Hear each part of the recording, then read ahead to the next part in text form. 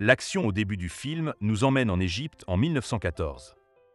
Un scientifique accompagné de son assistant Billy tente de déchiffrer une ancienne énigme liée à d'autres planètes. L'homme est sûr que le mal réveillé doit apparaître sur Terre environ une fois tous les 5000 ans. Le scientifique devine qu'il existe une arme contre lui, mais elle nécessite d'unir les 4 éléments autour d'un 5e. Cela est entendu par le prêtre, et il décide de garder son secret en essayant de détruire les chercheurs. Un énorme vaisseau spatial descend soudainement sur le temple. Billy essaie de dessiner les créatures qui remplissent la pièce à mesure qu'elle s'approche des fresques. Des extraterrestres de la race Mondoshuan ouvrent le passage et s'emparent des pierres élémentaires, ainsi que du 5e élément. Le suzerain extraterrestre promet aux prêtres que, dans 300 ans, lorsque le mal reviendra, ils apporteront les armes à la Terre et la sauveront. Billy voit le professeur inconscient et décide de se venger. À cause de son arme, le passage commence à se fermer, et malgré les demandes du prêtre, le lore reste à l'intérieur et lui donne la clé. Le vaisseau spatial quitte la Terre, et l'action se déplace 300 ans plus tard. Le pilote et l'équipage du vaisseau spatial remarquent un objet étrange. Au quartier général, le président Lindebert est prêt à éliminer l'objet, mais Vito Cornelius s'y oppose. L'homme est convaincu qu'il s'agit du mal et qu'essayer de l'éliminer ne fera qu'empirer les choses. Le président donne effectivement l'ordre de lancer une attaque. Cependant, en prévision de celle-ci, l'objet, en tant qu'être sensible, crée une couche protectrice. Les attaques, comme Vito l'avait prévu, aggravent la situation et augmentent la taille de l'objet. Le général ne s'enfuit pas à temps et est consumé par le mal. Corban Dallas, qui vit dans le sud de Brooklyn, se réveille d'un cauchemar. Le héros parle à un ami de la femme qu'il a trahi et dit qu'il a besoin de quelqu'un de parfait. Par ailleurs, l'ancien major travaille désormais comme simple chauffeur de taxi. Un inconnu muni d'une arme puissante tente d'attaquer Corben, mais l'homme en vient à bout grâce à sa rapidité et à son esprit. Le héros monte dans une voiture dotée d'une intelligence artificielle intégrée et se rend au travail. Pendant ce temps, Vito explique que dans 48 heures, le mal atteindra la Terre et détruira la vie. L'homme parle de 4 éléments réunis autour d'un 5e. C'est ce qui permet de créer une arme puissante qui chasse le mal. Le président accepte la visite d'une race d'extraterrestres Mondoshuan avec une cargaison salvatrice pour l'univers. Cependant, le navire est attaqué de façon inattendue par les Mangalore. Il provoque une collision et Vito les informe qu'ils sont désormais condamnés.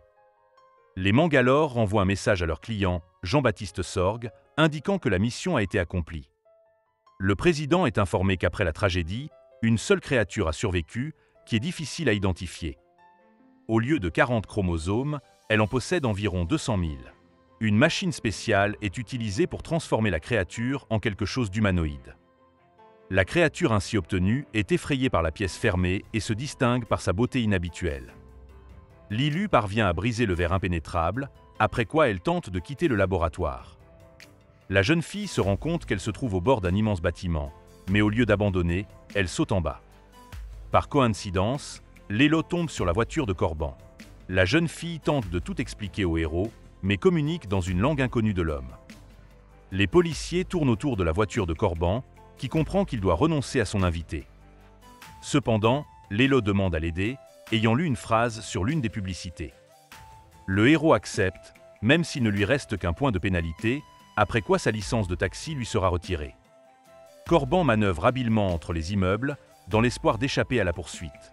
L'homme se rend compte que les policiers sont agressifs et décide d'une manœuvre dangereuse, en descendant au point le plus bas de la ville. Corban attend dans le brouillard lorsqu'une fille lui demande de l'amener à Vito Cornelius.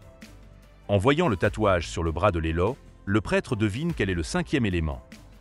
L'homme se rend compte que la jeune fille s'exprimait dans une langue divine. Essayant de réveiller Lelo, Corben l'embrasse, mais s'excuse immédiatement et lui demande de baisser son arme. Vito remercie le héros pour son aide et demande à partir. Lelo commence à étudier l'histoire de la Terre pendant les 5000 ans qu'elle a manqué. Grâce à elle, Vito apprend que la boîte de pierre nécessaire au rituel a été volée. En changeant de vêtements, Lelo avoue qu'elle sait où il se trouve maintenant. Au même moment, les Mangalore arrivent au bateau de Zorg avec le coffre. L'homme leur propose en échange une arme à tête chercheuse. Aknot accepte de donner la caisse de pierre. Lelo révèle que les pierres sont en fait en possession d'une personne de confiance et qu'elles ne sont pas arrivées sur le bateau. Zorg se rend compte qu'il n'a reçu qu'une caisse sans les éléments importants. Lélo dit à Vito que le mandataire se trouve sur la planète Floston dans la constellation de l'Ange. Zorg, furieux, laisse les armes aux Mangalore, sachant que sans instruction pour les armes, ils sauteront la vie. Soudain, on frappe à la porte de Vito. L'homme est informé que M. Zorg l'attend. Vito n'accepte pas de donner aux méchants l'emplacement des pierres, car ses objectifs sont néfastes pour tous les êtres vivants. Cependant, Zorg proteste, sa soif de destruction donnant aux plus forts l'occasion de faire leurs preuves en ramassant les morceaux de l'ancien monde. Le général Munro rapporte au président que les pierres sont en possession de la diva Plavalaguna. Cette information est entendue par l'agent Zorga. Corban dîne dans un restaurant chinois et reçoit une lettre. Le propriétaire lui propose de l'ouvrir car il est sûr qu'elle contient de bonnes nouvelles. Cependant, en réalité, Corban reçoit un avis de licenciement de la part du taxi. Bientôt, le héros reçoit la visite du général Munro et l'informe que même s'il a démissionné, au vu de son dévouement et de sa loyauté, une tâche importante lui est confiée. Corban doit rencontrer la diva Plavalaguna et récupérer les pierres. Pour que cela ne paraisse pas suspect, il gagne soi-disant 2 billets pour la planète Flotsam. Corban aperçoit Léla devant la porte et cache la militaire. Cependant, il s'avère que la jeune fille a été utilisée par Vito. Il a l'intention de prendre les billets pour Floston afin d'accomplir sa mission de sauver l'humanité. Les hommes de Zorg remplissent la maison et partent à la recherche de Corban. Le héros parvient à cacher les invités et à prétendre que le type qu'il recherche se trouve dans un autre appartement. Cependant, le supposé Corben est enlevé par les Mangalore, qui décident de se venger de Zorg, d'obtenir les pierres en premier et de commencer à le faire chanter. Vito assomme le héros et s'empare des billets. L'homme falsifie les documents de son assistant, mais au dernier moment, le vrai Corban apparaît devant la caisse. Vito apprend que son plan a échoué, mais il n'a pas l'intention d'abandonner. Les Mangalore ont également l'intention d'infiltrer le vaisseau, mais le système de sécurité les reconnaît. Tricky, le bras droit de Zorg, tente de se faire passer pour Corben, mais échoue. Dans toute cette agitation, Vito parvient à se faufiler à bord du navire, tandis que le héros est contraint de participer au spectacle de Ruby Rhoda. Le vaisseau spatial se prépare à partir. Zorg apprend que son agent n'est pas monté à bord, à son extrême déplaisir. Tricky perd donc la vie à cause de son costume. Zorg reçoit un appel d'un certain de Monsieur Fantôme qui lui demande de se dépêcher de livrer les pierres. Pendant ce temps, Corban arrive enfin sur Floston et tente de retrouver Léla dans la foule. Le personnel du vaisseau spatial trouve Vito dans la baie de ventilation. La diva Plavalaguna arrive également à l'hôtel, entourée de nombreux gardes. L'un de ses agents dit à Lilu que les pierres lui seront remises après le concert. Corban, accompagné de Ruby, entre dans une salle remplie de personnes au placé qui apprécient l'art. L'un des serveurs à bord se révèle être un agent des Mangalore. La diva Plavalaguna apparaît sur scène. Pendant la performance de la diva, le navire de Zorg s'approche de l'hôtel. Les Mangalore s'introduisent dans la chambre de la diva et cherchent des pierres. Lélo, caché dans le couloir, se souvient que ce sont eux qui ont détruit le vaisseau spatial de ses amis. Animée par une soif de vengeance et de justice, la jeune fille entre dans la pièce et attaque les ennemis. Malgré la supériorité quantitative, l'élu parvient à faire face aux Mangalore. La jeune fille veut s'emparer du coffre, mais Zorg apparaît dans l'embrasure de la porte avec une nouvelle mitrailleuse. Lélo lui jette la boîte et se cache dans la bouche d'aération. Les Mangalore, pendant ce temps, prennent le contrôle du vaisseau. Après cela, des émeutes commencent dans la salle de concert elle-même. L'une des attaques blesse Diva, qui est immédiatement récupérée par Corben.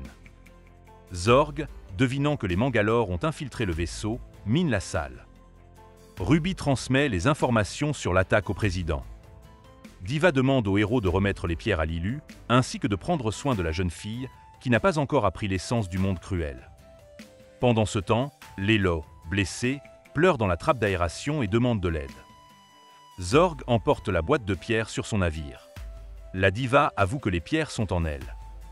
Corben ordonne à Ruby de tenir en joue l'un des Mangalore, tandis que lui-même plonge ses mains dans la blessure de Plavalaguna et en retire les symboles élémentaires.